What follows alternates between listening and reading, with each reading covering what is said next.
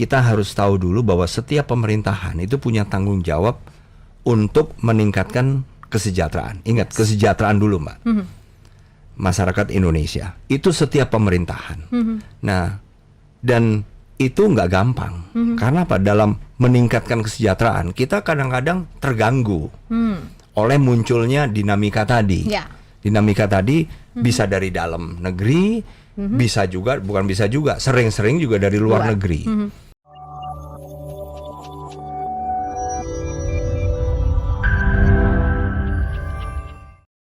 Jangan sampai terjadi seperti yang tahun-tahun sebelumnya, perpecahan dan sebagainya. Ini persatuan dan kesatuan, nilai yang sangat penting untuk, dan ini yang kita harapkan untuk 7 bulan lagi itu pemilu, pesta demokrasi itu harus menyenangkan begitu. Nah, Pak Andika sendiri kalau memang tadi sudah mengatakan siap, apa nih yang akan dibawa atau akan yang diberikan ke masyarakat untuk penting poinnya persatuan dan kesatuan kita ini?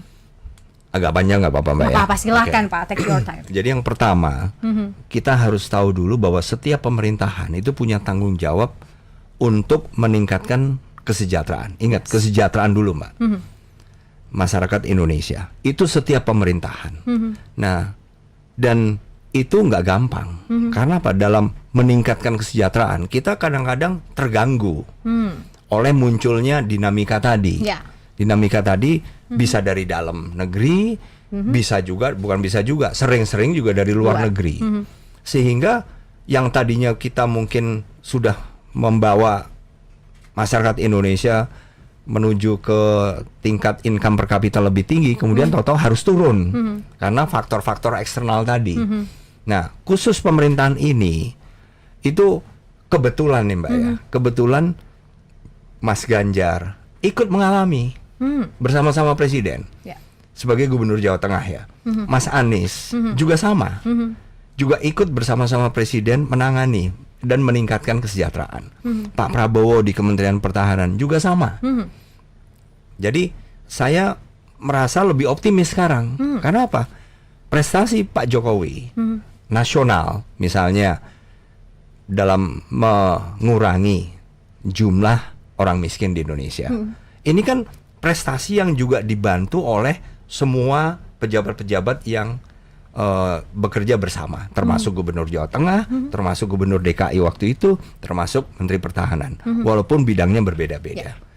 Dan kebetulan begitu hantaman dari variabel eksternal COVID waktu itu 2019, itu kan kita seperti sebuah tim waktu itu. Karena apa? Saya ingat, saya ditunjuk sebagai Wakil Ketua Pelaksana Penanganan COVID dan Pemulihan Ekonomi Nasional, PCPEN. Saya keliling, saya sempat datang ke Mas Ganjar sebagai Gubernur Jawa Tengah. Saya sempat datang ke Mas Anies sebagai Gubernur Jakarta.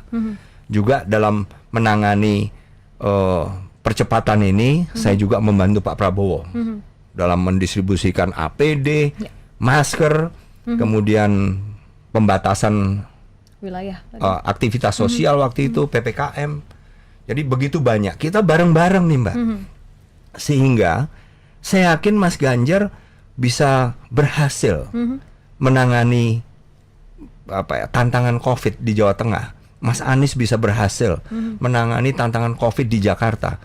Pak Prabowo berhasil membantu pemerintah pusat menangani percepatan respon pemerintah terhadap kebutuhan COVID di lapangan. Mereka masing-masing ingin punya legacy. Mereka masing-masing ingin diingat bahwa mereka juga berhasil. Dan keberhasilan itu nggak gampang. Ya itu tadi, COVID tadi. Itu bukan dari sini kok, itu dari luar. Tapi kita semua harus menanggung. Ekonomi kita mengecil, Mbak. Ya bukan hanya kita ya, itu seluruh dunia. Jadi kebetulan kok saya melihat bahwa 3 calon presiden sekarang ini ikut menjadi bagian, ikut kerja keras dalam mencapai apa yang sudah dicapai Presiden Jokowi hari ini secara nasional. Jadi mereka pun pasti akan has a lot to lose.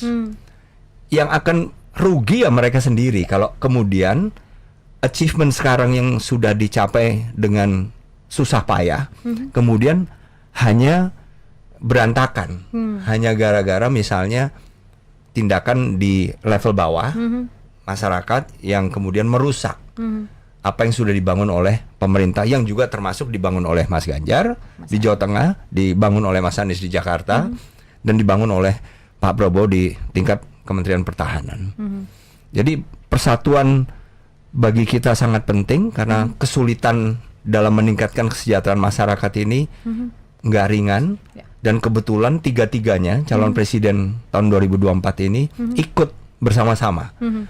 Tersiok-sioknya, tersandung-sandungnya, keringetannya bareng-bareng mereka ikut. Suka dukanya bareng-bareng. Suka dukanya ikut. Jadi saya kok yakin ini merupakan kepentingan bersama. Ya. Saya yakin mereka semua masing-masing juga ingin mempertahankan kerja keras mereka masing-masing. Ya. Dalam bentuk menjaga sehingga hasil dari pemilu Pilpres tahun depan itu kemudian akan memilih atau mendapatkan calon presiden atau presiden terpilih yang kemudian akan melanjutkan. Luar biasa.